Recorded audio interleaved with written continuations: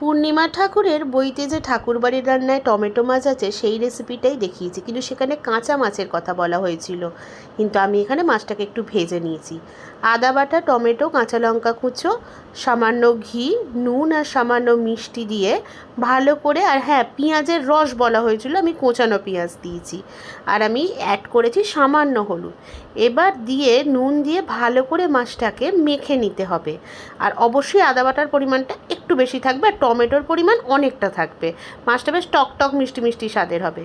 এবার পেঁয়াজের রস, আমি এখানে তো বললাম কুচনো পেঁয়াজ দিয়েছি, সমস্ত মিশ্রণ সহ ভালো করে মেখে ঘিয়ের সাথে মেখে কড়াতে দিয়ে দিতে হবে। এবার চাপা দিয়ে কাঁচা মাছটাকে হতে দিতে হবে। আপনারা চাইলে আমার মতো মাছটাকে ভেজেও নিতে পারেন, কারণ আমি কাঁচা মাছের গন্ধটা ঠিক সহ্য করতে পারি না।